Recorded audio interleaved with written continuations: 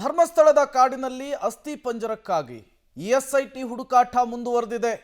ಎರಡನೇ ಪಾಯಿಂಟ್ ಆಗದಂತಹ ಸಂದರ್ಭದಲ್ಲೂ ಕೂಡ ಯಾವುದೇ ಕಳೆಬರಹ ಸಿಕ್ಕಿಲ್ಲ ಅನ್ನೋದು ಗೊತ್ತಾಗ್ತಾ ಇದೆ.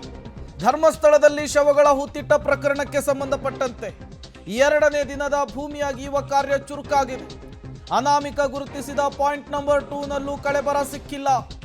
6 ಅಡಿ ಉದ್ದ, 5 ಅಡಿ ಅಗಲ, 4 ಅಡಿ ಆಳಕ್ಕೆ ತೆಗೆದಿದ್ದಾರೆ. 20 ಕಾರ್ಮಿಕರಿಂದ ಭೂಮಿ ಅಗೆಯುವಂತಹ ಕಾರ್ಯ ಮುಂದುವರಿತಾ ಇದೆ. ಧರ್ಮಸ್ಥಳದಲ್ಲಿ ಶವಗಳ ಹೂತಿಟ್ಟಂತಹ ಪ್ರಕರಣಕ್ಕೆ ಸಂಬಂಧಪಟ್ಟಂತೆ ಭೂಮಿ ಅಗೆಯುವ ಕಾರ್ಯ ಈ ಮೂಲಕ ಚುರುಕುಗೊಂಡಿದೆ. ನಿನ್ನೆ ಮೊದಲ ಪಾಯಿಂಟು ಏನೂ ಸಿಗಲಿಲ್ಲ. ಇವತ್ತು ಎರಡನೇ ಪಾಯಿಂಟು 6 ಅಡಿ ಆಳಕ್ಕೆ ಹೋಗಿದ್ದಾರೆ. ಸಣ್ಣದೊಂದು ಕುರುಹು ಕೂಡ ಸಿಕ್ಕಿಲ್ಲ. ಸಾಂಪ್ರದಾಯವಾಗಿ ಜನ ಸೇರಿ ಶವ ಸಂಸ್ಕಾರ ಮಾಡಿದ್ರೇನೆ 6 ಅಡಿ ಆಳದಲ್ಲಿ ಶವವನ್ನು ಹೂಳಲಾಗುತ್ತೆ. ಅಂಥದ್ರಲ್ಲಿ ಈತ ಹೇಳ್ತಾ ಇರುವಂಥದ್ದು ಕೊಲೆ ಆಗಿದೆ, ಅತ್ಯಾಚಾರ ಆಗಿದೆ, ನಾನೊಬ್ಬನೇ ಹೋಗಿ ಅದನ್ನು ಮಣ್ಣು ಮಾಡಿದ್ದೇನೆ ಅಂಥೇಳಿ 6 ಅಡಿ ಒಳಗೆ ಹೋದರೂ ಕೂಡ ಇನ್ನೂ ಸಿಕ್ಕಿಲ್ಲ ಅಂದರೆ ಬಹುತೇಕ ಅಲ್ಲೂ ಕೂಡ ಏನು ಇಲ್ಲ ಅನ್ನುವಂತಹ ನಿರ್ಧಾರಕ್ಕೆ SIT ಬಂದಂತೆ ಕಾಣಿಸ್ತಾ ಇದೆ. ಬಟ್ ದೂರುದಾರನ ಇನ್ಸ್ಟ್ರಕ್ಷನ್ ಪ್ರಕಾರ ಆತ ಹೇಳುವ ಕಡೆಯಲ್ಲೆಲ್ಲವೂ ಕೂಡ ಅಗಿಯಲೇಬೇಕಾಗುತ್ತೆ. ನಾಳೆ ತನಿಖೆ ಪೂರ್ತಿ ಆದಂತಹ ಸಂದರ್ಭದಲ್ಲಿ ನಾನು ಹೇಳಿದೆ ಅಲ್ಲಿ ಅಗಿಲಿಲ್ಲ ಅನ್ನುವಂತಹ ಮಾತು ಬರಬಾರ್ದಲ್ಲ. ಹಾಗಾಗಿ ಆತ ಏನು ಹೇಳ್ತಾನೋ, ಎಲ್ಲಿ ತೋರಿಸ್ತಾನೋ ಅಲ್ಲಿ ಈಗ ಅಗಿಯುವಂತಹ ಕೆಲಸ ಆಗ್ತಾ ಇದೆ. ಕಳೆದ 1.5-2 ಗಂಟೆಯಿಂದಲೂ ಕೂಡ ಮಳೆಯ ನಡುವೆಯೂ ಕೂಡ ನಿರಂತರವಾಗಿ ಪಾಯಿಂಟ್ ನಂಬರ್ 2 ನಲ್ಲಿ ಅಗಿಯುವಂತಹ ಕೆಲಸ ಆಗ್ತಾ ಇದೆ. ಅಲ್ಲೂ ಕೂಡ ಯಾವ ತಲೆಬುರುಡೆನೂ ಇಲ್ಲ, ಯಾವ ಅಸ್ಥಿ ಪಂಜರವೂ ಸಿಕ್ಕಿಲ್ಲ ಅನ್ನೋದು ಗೊತ್ತಾಗ್ತಾ ಇದೆ. ಮತ್ತಷ್ಟು ಡೀಟೇಲ್ಸ್ ಸುಕ್ಪಾಲ್ ಕೊಡ್ತಾರೆ, ನೇರ ಸಂಪರ್ಕದಲ್ಲಿ ಜಾಯಿನ್ ಆಗಿದ್ದಾರೆ. ಸುಕ್ಪಾಲ್, ಪಾಯಿಂಟ್ ನಂಬರ್ 2 ಇಲ್ಲೂ ಕೂಡ ಏನು ಸಿಕ್ಕಿಲ್ಲ ಇಲ್ಲಿವರೆಗೂ ಅನ್ನುವಂತಹ ಮಾಹಿತಿ ಸಿಗ್ತಾ ಇದೆ. ಹೇಗೆ ಸಾಗ್ತಾ ಇದೆ ಕಾರ್ಯಾಚರಣೆ, ಏನೆಲ್ಲ ಡೀಟೇಲ್ಸ್ ಸಿಗ್ತಾ ಇದೆ ಅಂತ?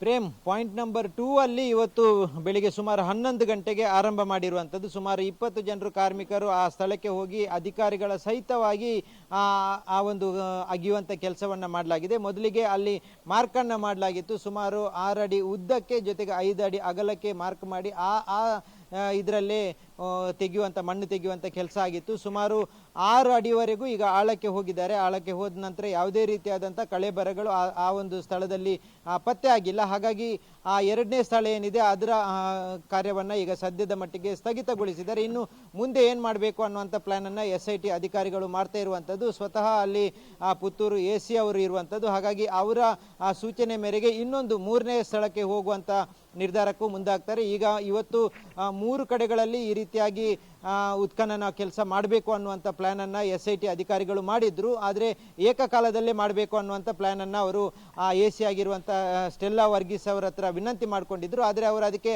ಅನುಮತಿಯನ್ನು ಕೊಡಲಿಲ್ಲ. ಅವರು ಸ್ವತಃ ಈ ದೂರುದಾರನನ್ನು ಇಟ್ಕೊಂಡೇ ಎಲ್ಲ ಕಡೆಗಳಲ್ಲಿ ಉತ್ಖನನ ಕೆಲಸವನ್ನು ಮುಂದುವರಿಸಬೇಕು ಅನ್ನುವಂಥದ್ದನ್ನು ಹೇಳಿದ್ದಾರೆ. ಹಾಗಾಗಿ ಮೊದಲಿಗೆ ಎರಡನೇ ಸ್ಥಳ ಏನಿತ್ತು ಆ ಒಂದು ಎರಡನೇ ಪಾಯಿಂಟಿಗೆ ಹೋಗಿ ಇವತ್ತು ಬೆಳಿಗ್ಗೆ 11 ಗಂಟೆಯಿಂದ 1 ಗಂಟೆವರೆಗೆ ಈವರೆಗೂ ಅಗಿಯುವಂಥ ಕೆಲಸವನ್ನು ಮಾಡಿದ್ದಾರೆ. ಸುಮಾರು ನಿರಂತರ 2 ಗಂಟೆಗಳ ಕಾಲ ಈ ಒಂದು ಉತ್ಖನನ ಮಾಡುವಂಥ ಕೆಲಸವನ್ನು ಮಾಡಿದ್ದಾರೆ. ಆ ಸಂದರ್ಭದಲ್ಲಿ ಯಾವುದೇ ರೀತಿಯಾದಂಥ ಕಳೆಬರ ಪತ್ತೆ ಆಗದ ಹಿನ್ನೆಲೆಯಲ್ಲಿ ಈಗ ಆ ಒಂದು ಎರಡನೇ ಸ್ಥಳದ ಏನು ಕೆಲಸ ಇತ್ತು ಉತ್ಖನನದ ಕೆಲಸ ಅದನ್ನು ಈಗ ಸ್ಥಗಿತಗೊಳಿಸಿದ್ದಾರೆ. ಈಗ ಮುಂದೆ 3ನೇ ಏನು ಪ್ಲೇಸ್ ಇದೆ ಆ ಪ್ಲೇಸಿಗೆ ಹೋಗಬೇಕಾದ್ರೆ ಅದಕ್ಕೆ ಬೇಕಾದಂಥ ತಯಾರಿಗಳನ್ನು ಮಾಡಿಕೊಂಡು ಜೊತೆಗೆ AC ಅವರು ಅಲ್ಲೇ ಅರಣ್ಯ ಪ್ರದೇಶದ ಒಳಗೆ ಆ ಟೀಮ್ನ ಜೊತೆಗೆ ಇರುವಂತಹ ಹಿನ್ನೆಲೆಯಲ್ಲಿ ಅವರ ನಿರ್ಧಾರವನ್ನು ನೋಡಿಕೊಂಡು ಮುಂದಿನ ಕೆಲಸವನ್ನು ಮಾಡಲಿಕ್ಕೆ ತಯಾರಿಗಳನ್ನು ಮಾಡ್ತಾ ಇರುವಂಥದ್ದು. ಪ್ರೇಮ್, ಸುಕ್ಪಾಲ್, ಈಗ ಆತ 13 ಜಾಗಗಳನ್ನು ಗುರುತು ಮಾಡುವಂತಹ ಕೆಲಸ ಮಾಡಿದ್ದಾನೆ.